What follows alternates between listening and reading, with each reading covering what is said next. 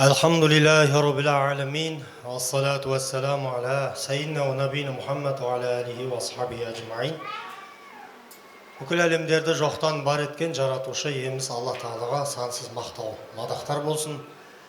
Алла Тағаланың сүйікті құлы әрі елшісі пайғамбарымыз Мұхаммед Мұстафаға Алла Тағаланың игілігімен сәлем болсын. Қадірлі ағайын, иншалла бір жақсы отырыстың, жақсы тілектердің куәсі болып отырмыз. Бүгін міне Жақсыбектей бауырымыз, Алла разы болсын, жүрегін жарып шыққан жақсы жырларын қатқа түсіріп, оны кітап қылып, қалқына жолдап, қалқына ұсынып жатыр. Сондықтан иншалла енді қаламыңыз ұштала берсін.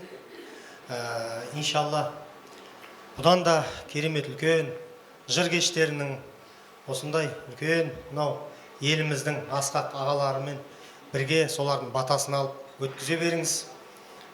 Иншалла халықтың қалаулысы, еліңіздің елеулісі болыңыз. Қасиетті Құранда да енді бір білсе бір білмейді, негізінде шуара деген сүре бар. Шуара деген сөздің мағынасы ақындар деген сөз. Құранда ақындар деген не бар екен? Сүре бар екен. Оның ішінде көптеген аяттар бар. Соның бір аятында Алла Тағала негізінде ақындарды жарататын Алла деп отырмыз ғой. Өздеріңіз айтып жатсыздар. Бірақ ақындар Алласына жақын болса, жаңағы Құлкерім ағамыз айтқандай, оларды Алла мақтайды. Пайғамбарымыздың жанында да ақын сахабалар болған. Пайғамбарымыз олардың жырын тыңдап, жаңағындай дінді жырлап, олар исламды жырлап, сол кездегі жауынгерлерге, жалпы мұсылмандарға қуат күш беріп отырған.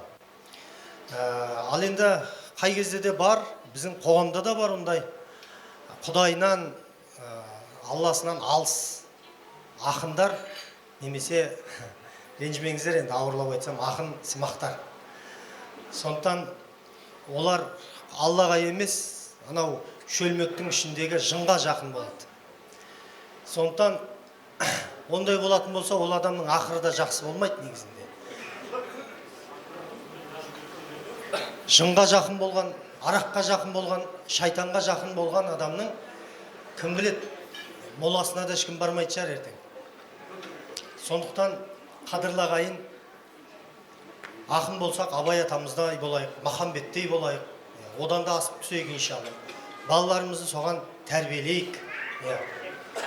Енді бәкең үлкен ақын ғой, бірақ адамның сөзін Алланың сөзіне жаңа теңеп қалды. Адамның жыры да Құран деп қалдыңыз ғой енді. Дұрыс, қазақтың көмейіне Алла Тағала керемет дауыс ән берген, әу демейтін қазақ жоқ. Біздің жақсы жастар өсіп келе жатыр. Сондай ақындар өсіп келе жатыр, иншалла. Соларға мына алдыңғы буын, арбаның алдыңғы дөңгелегі қалай жүрсе, арты солай бағытталады дейді ғой. Сондықтан солар өнеге болса екен дейміз, иншалла. Сондықтан бүкіл 10 ғасыр жырлайды деген кітаптар бар ғой, 5 ғасыр жырлайды. Бәрін анау ар жақтан бері санап, енді оны бітуге мүмкін емес, бірақ барлығының да көкейінде, жүрегінде Құдай болған бір Алла деп жырын бастаған, жастарына, өрендерге біз соны насихаттап кеткен. Енді мен көз сөзімді көп созбайын. Менің есімім Данияр болады, тегім Абдусамат. Сол Нұр Мүбәрак университетінде сабақ берем. Мына Құран тәпсір саласы бойынша енді PhD докторлығымыз бар, иншалла. Қазақтың қарагөз балаларын имандылыққа тәрбиелеп жатқан жайымыз бар. Бәкең бір сөзі қосылуға болады. Дін саласы деген бір өте нәзік мәселе. Сондықтан бұны ұстай алсаң, бағың, ұстай алмасаң, зарың болуы мүмкін да. Сондықтан талайлар сол неше түрлі ағымның, неше түрлі фанатизмнің, экстремизмнің жетегінде кетіп жатыр. Өкінішке орай, тіпті мүйізі қарағайдай ағаларымыз біз ізіне еріп, соларға өкшесін басамыз ба деп жүрген кезде құрығына түсіп қалып жатыр, өкінішке орай. Бірақ ат айналып қазығын табады дейді, иншалла олар да келер, оралар. Бірақ мына менің айтатыным, ендігі буын, осы өскелең жастар, мешітке барсаңыз қараңызшы, 10 мен 30 арасындағы жастар, қарияны аз кездестіресіз. Сондықтан біздің келешегіміз сол жерге барып жатқан жастар, Нұр Мүбәракта оқып жатқан жастар, бәрі тегіс молда болып кетуі шарт емес, дін де оған шақырмайды. сол жерде барып жатқан, оқып жатқан намазын, сәждеге басын қойып жатқан, мына қақаған аязда өзіміздің Алматыда мешітте аз ғой. Шіркеуден мешіт аз екен, білесіздер ме Алматыда? Шіркеудің саны мешіттен некен? Көп екен. Сонда кеше жұма өтті, қараңыздар, қақаған аязда ана мұздың үстіне жығылып намаз оқып жатыр біздің жастар. Шүкір, солардың бірі ертең президент болады, бірі министр болады, анау бірі әкім болады, бірі Нұрлан ағасындай керемет, дүлділ әнші болады, ақын болады.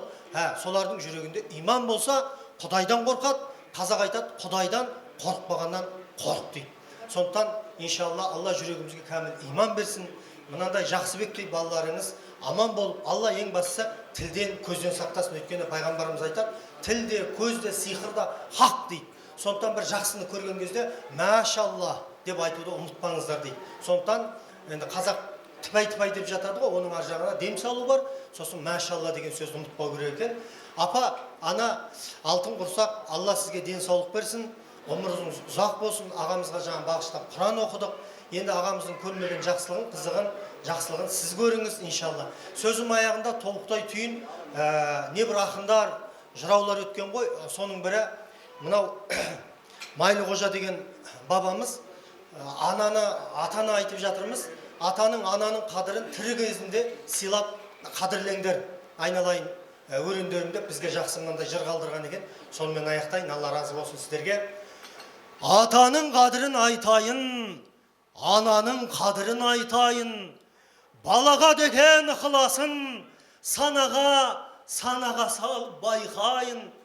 Туғаныңда қуанған жас нәресте күніңде қайырлып келген қырымнан, қарнашар деп кәуап боп, алдыңа тамақ үйдірген, жарасар киім кийдірген, мектепке беріп жасыңда танытып құбыла білдірген, бұл бейопат жалғанда әкең де өлмес болсай шай, әкесі кетіп қасіретін балада көрмес болсай шай. 9 ай 10 күн көтерген, мехнат тартқан төтеннен, еңбегіңде етөлген, зиярат қылып сыйласаң, кем емес құбыла Меккеңнен. Аузыңа ақ сүт емізген, шайнаптай тамақ жегізген, осы бір жарық дүнияға себепкер болып келгізген, құйрық шайнап май берген, құнтақтап жерге жай берген, оның қылған қызметін күн менен жұлдыз ай көрген, анаңдай ғазиз мейірбан табылар саған қай жерден. Қар құрсағын кеңіткен, тас емшегін жібіткен, аңылдап жатып ауырсам, жарым жасын кеміткен. Айналайын ай дегені жан жүйеңді жібіткен, бұл бейопат жалғанда анаң да өлмес болсай шай. Әр перзентті Құдайым жетімде қылмас болсай шай. Атаның қадірін олмайын қыз, ананың қадірін олмайын қыз, тірідей кезде білсей шай деп бабамыз Майлы Қожа жырлап өткен екен ағайын.